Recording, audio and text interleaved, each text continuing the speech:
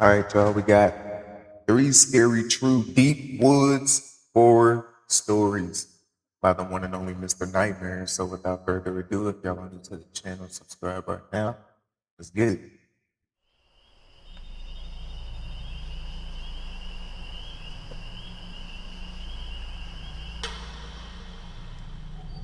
Story one. Let's go.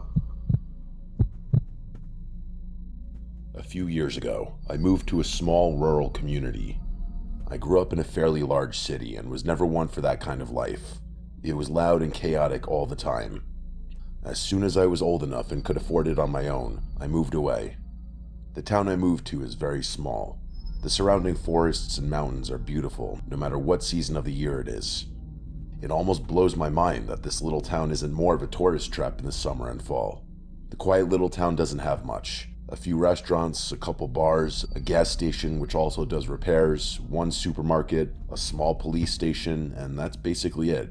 Even the closest Walmart is like an hour away. My little paradise of a town is really off the grid, and I wouldn't want it any other way. I've been living in this town for over 3 years now, and other than one horrible day, it's been great. But even peaceful towns can sometimes have dark secrets. When I first moved to town, I got a part-time job at the local supermarket. I used to manage one of the grocery store chains in my hometown, so I had a lot of experience. I would go in first thing in the morning and unload the trucks and stock the shelves of the small store. The owner offered a management position, but I turned him down. I only wanted to work part-time, basically so I could have a little extra spending money and an excuse to get out of the house. I have a part-time job that I do online as well, and that's the bulk of my income. I wanted as much free time as I could possibly afford so I could hike and fish as much as possible. There's so many woodlands in this area that it would take me a lifetime to hike them all. Of course, I'm up for the challenge. So every day off, rain or shine, I would find a new area to hike, and I would head into the woods for the entire day. It didn't take me long to start this new lifestyle. Almost immediately after moving into town, I started hitting the trails and trying to meet the locals. At night, I would grab a bite to eat in town, and I learned quickly that everyone in the area was unexpectedly pleasant. Everyone except one. I'm referring to a man named Hector. I should say that Hector wasn't mean or rude, he was just strange, like on another planet strange. The first time I met Hector, I was just arriving at work a little after 5 in the morning, and he ran up to my car window as I was getting out of the car. Where I'm from, if someone does this, you punch them in the face before they can hit you, but not here. I put my hands up in a defensive position and started yelling at him. He screamed in my face and skipped away, legitimately skipped. As I was standing there confused out of my mind, one of my coworkers came up to me and told me that his name is Hector and he's harmless. Apparently, he's lived in or near town for a long time, but nobody knows exactly where he lives. Everyone assumes he's homeless and probably lives under a bridge somewhere. They just leave him alone and let him wander around because he isn't hurting anybody. It was alarming for him to scream in my face, but if everyone in town claimed he was harmless, then I just went along with it. For the next few weeks, I would see Hector everywhere. It didn't matter if I was going to work at the crack of dawn or leaving the bar after 11. I would see him just wandering the streets. He was a short guy, but strong looking. He was built like an ox. He couldn't have been taller than 5'3" at most. He was always wearing the stained white tank top and wore royal blue pants. I couldn't tell if they were jeans or sweatpants. He had a long, dirty gray beard, and his hair was in a ponytail, even though he was bald on the top of his head. And even with this strange appearance, the most notable thing about Hector was the skipping. Every time you'd see him moving, he'd skip. His blissful ignorance was almost envious sometimes. One morning when I was driving to work, I saw Hector standing on the corner facing the opposite direction of my car. As I was approaching the intersection, I saw him waving to someone. When I passed the intersection, I could see now that he wasn't waving to anyone. He started talking to someone and looked very animated, even though nobody was there. I just continued driving and minding my business. Honestly, it's not that weird for someone in Hector's position to talk to themselves, especially if they're not a danger to themselves or others. I couldn't care less what he was doing. That next weekend, I hit the woods on my day off. I spent a few hours hiking a part of the forest I hadn't been to yet. While I was deep in the forest, I thought I could hear the sound of a voice echoing through the trees. Hearing any kind of voice this deep in the woods is alarming. Remember, this isn't like a trail you'd find at a park or something. This is just pure wilderness, so any voice would cause you to feel a little unnerved. I know it's sketchy, but I wanted to know the source of the voice. Instead of retreating back into the woods and away from the voices, I started to move toward the voices slowly. As I got closer to the voices, I could tell that one of them sounded like it was in distress. I grabbed my pocket knife just in case and continued to sneak as quietly as I could. The voices were just behind the thick grouping of trees that was directly in front of me. When I peeked from behind the trees, I couldn't believe what I was seeing. It wasn't multiple voices, it was Hector. Just Hector. He was talking to himself and changing his voice. What? One of the voices was angry and belittling, calling him a coward, among some other not very nice things. Then, like the snap of a finger, the angry voice started to weep. He was begging for forgiveness. One of the most terrifying things is that each voice sounded completely different.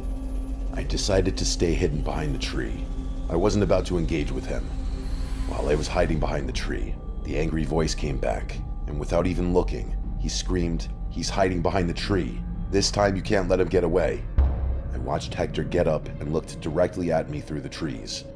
For the first time since I had met Hector, I could see genuine rage in his eyes. I took a step back from the trees, trying to process what was happening.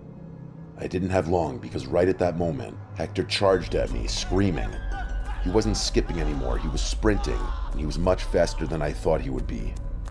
I continued running back toward the direction of where I had started the hike. For a while, I could hear Hector right on my tail.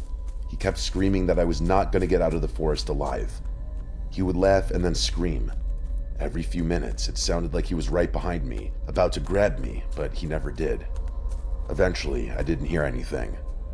I finally made it back to where I started, and I instantly ducked down and looked all around the woods. Hector was nowhere to be found. I got to town and went to the local police station and told them all about Hector. The sheriff almost didn't believe me. She couldn't imagine Hector acting with such anger and rage. I told her roughly the area of the woods I was in, and she looked like she turned white as a ghost. She couldn't believe Hector was out there for starters. This was several hours worth of hiking into the woods, but she told me that isn't even the most disturbing part. Right around the area in the woods I was describing, she told me they found the remains of one of the local men from town years ago. What? She told me that it was disturbing and saddening for the entire community. They never found out who did it, and it's one of the only dark blemishes on an otherwise peaceful town. She started to wonder if maybe Hector had something to do with the horrible crime. She was trying to remember exactly when Hector started appearing in the town. She said her memory was fuzzy, but she was pretty sure that Hector started showing up in town around the time they found the remains. She asked if I could take her to the exact location because she wanted to bring Hector in for questioning. At the very least, she wanted to know why he attacked me and if it was safe for him to still be wandering around. We basically ran to the area in the woods, but Hector was gone. Our sheriff, who was now retired, started to get emotional because this was almost the exact same spot they found the remains all those years ago. They never caught Hector. Nobody in town ever saw him again. It's like he just vanished in the woods that day. I still go out and hike every chance I get, and every time I go, I still expect Hector to jump out of the trees and continue chasing me. I always have my knife on me just in case. Sometimes, even the most harmless-looking people can cause the most damage. I have no idea if Hector was responsible for that horrible crime, but after how I saw him acting in the woods, it wouldn't surprise me. I remember asking why Hector wasn't questioned when they found the remains, and nobody could really give me a solid answer. Now that I've lived here for a few years, I assume it's because these people just aren't equipped to deal with crimes of that magnitude. I don't know this for sure, but I'm assuming there wasn't a lengthy investigation. After writing and reliving this, I still can't believe this happened. It still feels surreal to me. My advice to anyone who hears this is to always pay attention, because you never know what evil could be on the inside of someone, even someone as harmless and seemingly happy as Hector appeared to be. Story 2. Let's go. I'm writing the story while it's still fresh in my head. My girlfriend Katie and I just got back from what was supposed to be a multiple-day hiking trip. The reason I'm writing this down is that I'm not exactly sure what happened to us. The more I think about it, the more I start to spiral down a rabbit hole of insane thoughts. 3 days ago, we started this long, planned-out hike in the mountains of upstate New York. If anyone's familiar with that area, they'll know just how beautiful it is. When people outside of New York State think about New York, they tend to only think about the city, but there's so much more to this state. I would argue that the nature here in New York is vastly underrated. Our planned trip was supposed to last 4 days and 3 nights. A chance to get off the grid and just be alone with each other and nature. We love to hike and be outdoors. We've hiked forests and mountains all over the country, so this trip wasn't anything out of the ordinary. The first day went smoothly. Other than some patches of rain, we didn't have any other issues. We set up a tent, ate some food, and turned in for bed so we could get an early start on our hike tomorrow morning. During the night, I woke up and noticed that Katie was sitting up. She looked scared, which is out of character for her. I asked her if she was okay, and she sort of tripped over her words at first. Eventually, she got the words out. She told me that she heard something outside the tent, something that freaked her out. Initially, I thought it could have been an animal like a deer because they're everywhere up here, but that wouldn't have caused her to be as freaked out as she was. I told her I'd take a look, and as I reached for the zipper inside the tent, she gasped and grabbed my hand. She begged me not to open it. I still had my hand on the zipper, looking at Katie, trying to figure out what could have scared her this much. My thought at the time was that she might have had a bad dream and was still in that half-dream state. While I was contemplating what to do next, I watched Katie freeze. This time, I heard it as well. Outside the tent, I swear I could hear someone walking around. We both sat quietly and listened to the footsteps walking around outside. The way the footsteps sounded, it was clearly not an animal. Whoever was outside just kept walking around the tent. Every couple of minutes, the person would giggle. She had a high-pitched laugh. Neither one of us had any idea what to do. It may have been stupid, but we decided our best course of action was just to stay put until dawn and hope that whoever was outside the tent was gone. I'm not sure exactly how long she was outside the tent, but eventually, the sound of her walking around stopped. For a few hours, we heard nothing except the quiet forest. Usually, this sound is our favorite thing in the world, but on that night, the quiet forest had us on edge. At dawn, I slowly left the tent. Thankfully, we were alone. I felt relief for about 5 seconds. As soon as I fully left the tent, I noticed that there were strange rocks all over our little campsite. Rocks I know were not there the night before. These rocks were also stacked and arranged strangely. Katie was ready to pack up and go home, but the idiot that I am convinced her to keep going ahead with our planned hike. The events of the previous night were horrible, but I was confident that it had to be someone messing with us. I couldn't come up with any other rational explanation. The entire day, Katie kept looking over her shoulder. She was convinced we were being followed. Every time I would stop and look around, I wouldn't see anything. We only hiked for half the day. Katie was all done, and I didn't blame her. We set up our campsite and got ready for the evening. Katie begged me to head back tomorrow. If we left at dawn and basically jogged, we could most likely cover all the ground for the last day and a half. The whole point of these hikes is to enjoy them, and she was not enjoying herself. That night, I was sure she wasn't going to be able to sleep. I was wrong. She must have been exhausted. She passed out as soon as her head hit the pillow. It took me a while, but I finally started to get sleepy. Just as I was about to fall asleep, I could hear someone whisper. What? It jolted me awake. I looked next to me in the tent to see if Katie was awake. I thought that maybe she whispered something to me, but she was still out like a light.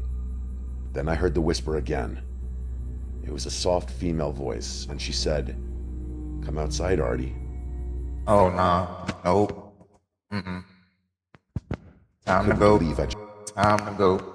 female voice, and she said, "Come outside, Artie." I couldn't believe I just heard my name.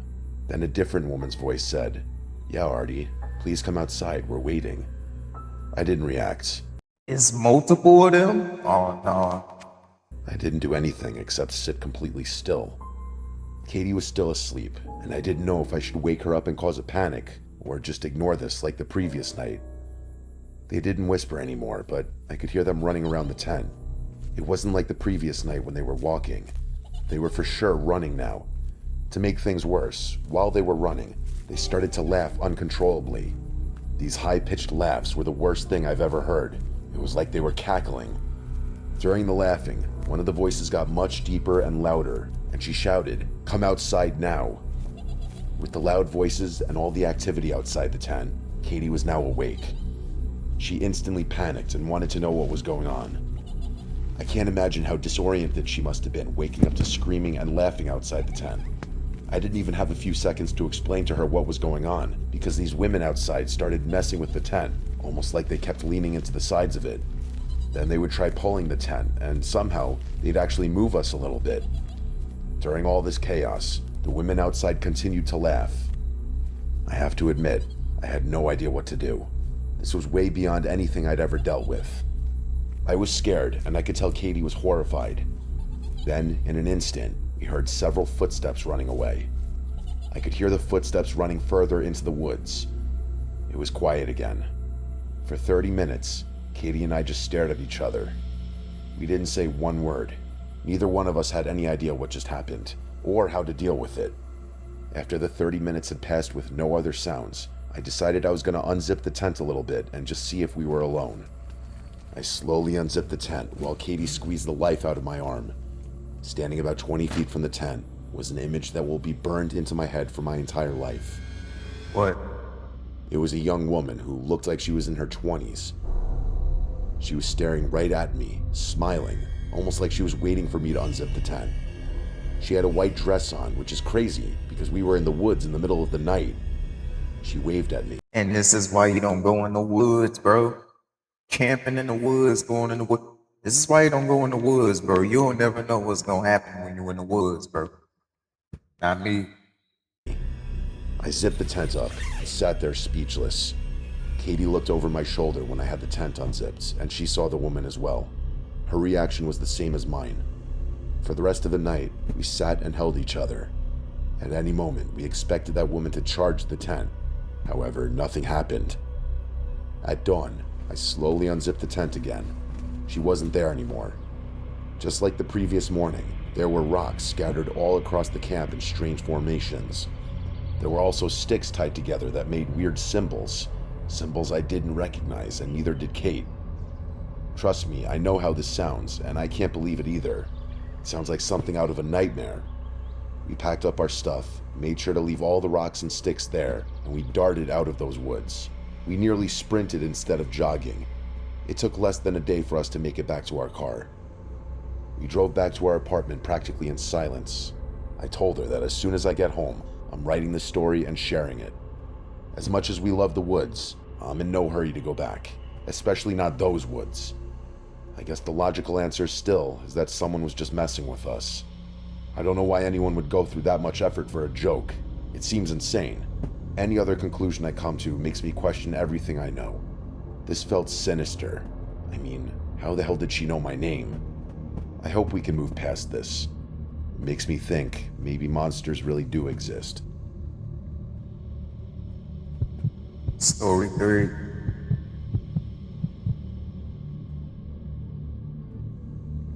I thought about sharing this story several times throughout the years.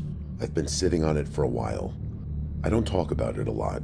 I guess the main reason I don't like talking about it is that I struggle to fully explain what happened. Every year since we graduated high school, my friends Theo and Carlos, along with me, would spend a weekend in the woods. Something we still do today, even though we're all married now. It's a tradition we started. No matter where life takes us, we always get together at least once and spend quality time together. When we were kids, we loved exploring.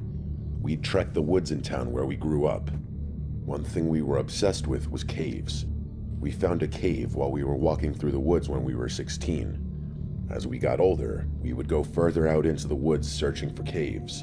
That was our thing. Over the years, I think we've only found 3 or 4 caves. As we got older, our trips were more for friendship than exploring. Our little expeditions were safe, and the biggest risk we would have was just wildlife, which, even after all these years, was never an issue for us. One day, while we were together on one of our trips, we stumbled across a cabin that was legitimately in the middle of the woods. We approached the cabin just like every fool in every horror movie that features a rundown cabin in the woods. We were even joking among ourselves that we were in a horror movie cliche. We looked through the windows, and clearly this place was abandoned. It was almost empty inside except for a few pieces of furniture that were destroyed. Carlos wanted to go inside the cabin and check it out, and we didn't disagree. Going inside the cabin may seem like a hell no moment for some, but honestly, it's not that weird. We've seen some crazy things in the woods over the years. For example, one time we found this huge clearing in the woods that had a creepy makeshift village. It had all these small huts, and it was filled with giant mounds of debris and trash everywhere. It was scary at first. We found out after that it was once living quarters for residents of a traveling circus that was in the area for a while, way back in the day. So needless to say, there is weird stuff in the woods. A clearly abandoned cabin is far from something that would send me running. It's just more unexpected than anything else. We loved it when we would find something weird like this. Getting to the bottom of whatever we found was something we all looked forward to. As we walked inside the cabin, I had already started to ask myself questions. First, why was there a cabin so far out in the woods? I should mention that it's a stretch to refer to this as a cabin. It was like a large shed just built with wood. I feel like it's just easier to call it a cabin. The whole building was one room. There was no plumbing, no electricity, and no roads that led to or from it. It felt like the air was dry in there, almost hard to breathe. Carlos started to pick through some of the pieces of the broken furniture to see if anything was salvageable, but it wasn't. There wasn't much to investigate in there, since it was just a big square. While we were standing there talking, we kept hearing a weird sound we couldn't identify right away, which was weird given how small the cabin was. It sounded like something dragging in the dirt, not a typical noise you hear in a cabin or any other house. The sound was coming from underneath us. The cabin didn't have a basement, at least not one we could see, so hearing this noise was strange. I even put my ear to the floor so I could listen, and while I was down there, it was unmistakably a noise coming from under the floor. I got up and started kicking the broken furniture around, looking for a latch or a small door in the floorboards. In the far left corner of the cabin, underneath some dust and debris, was a rusted handle on the ground. I had to open it and see what was under this cabin. I lifted the door, and the odor coming from the dark underneath the cabin almost made me throw up. It just reminded me of rotten meat. I grabbed a bandana from my backpack and wrapped it around my nose. It didn't fix the issue, but it made it slightly more manageable. Before descending the ladder, I tried looking around to see if I could see what was making the noise. It was too dark to see anything, but the noise was louder, and I could say with 100% certainty that the noise was for sure coming from down there. As I went down the ladder, the first thing I noticed was how unnaturally cold it was down there. It was like that cold feeling of being in a basement, but way worse. I used my flashlight and looked around the dark room. The ground was stones, and the only other thing I could see was two giant structural beams on each side of the room. Carlos and Theo asked if I saw what was making the noise, and before I told them no, I got a different answer. Limping from behind one of the structural beams was a normal-looking guy. He had a green t-shirt with a pair of jeans. He was clean-shaven with dark hair that was on the messy side. As soon as he limped past the beam, I yelped. It startled me so bad that I couldn't even scream properly. But the man didn't acknowledge me at all. He just kept limping from the left side of the room to the right side. He was dragging his right foot on the ground. That was the sound we heard before finding the dark room. The man didn't seem well, even though he wasn't that old. Not only was he limping and dragging his foot, but he was also breathing heavily. I shouted to the man, asking if he was okay. I could hear Carlos yelling at me to shut up and leave him alone. Theo came halfway down the ladder, saw the man limping, and went right back up. I don't blame him. After I shouted a few times, asking if he was okay, he still didn't even acknowledge my existence. I moved a little closer to him, and I noticed that he was mumbling something under his breath.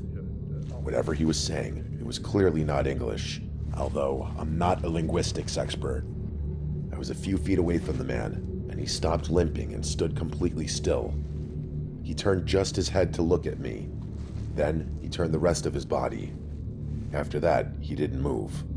He wasn't mumbling anymore, and he wasn't breathing heavy either. I started to slowly back away and head back toward the ladder.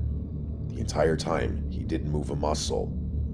I grabbed the ladder, and when I did, the man took a step toward me, just one single step, and then he stopped again.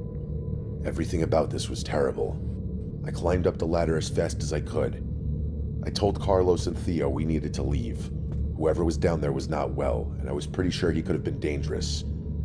We looked down the ladder one last time, and standing at the base of the ladder, staring directly up at us, was the man. He wasn't moving, but he did have one hand on the ladder like he was thinking about climbing up. What? I'll never forget those horrible, lifeless eyes staring directly at us. We all ran out of the cabin. We just kept running. I remember thinking maybe this guy was in trouble and we just left him, but that thought didn't really last long. I can't articulate and explain why this felt wrong, but it just did. We got out of the woods and decided to report the cabin and the man to the local authorities, just in case he was in some kind of trouble. From what I was told, they did investigate the cabin, but they didn't find anybody down in the dark room, or any evidence that would suggest somebody living in that cabin. They even looked at missing person reports to see if anybody was potentially missing, but nobody matched this man's description. Even the police couldn't fully explain why this cabin was all the way out in the woods. I have no idea what we stumbled across that afternoon. It seems like a mistake. Maybe we're the bad guys for breaking into that guy's cabin, although I don't think that's accurate. As much as I would love to know what that man's true intentions were, I'm happy we made it out in time to not find out if they were bad. My gut tells me we came across something evil, but my brain tells me that can't be true. We still get together every year to hike, but we're even more careful now. I promise you this, if we ever stumble across another cabin in the middle of the woods, I'm gonna run as fast as I can in the opposite direction, so I never experience anything like this again. Man, don't go nowhere near the cabin, bro.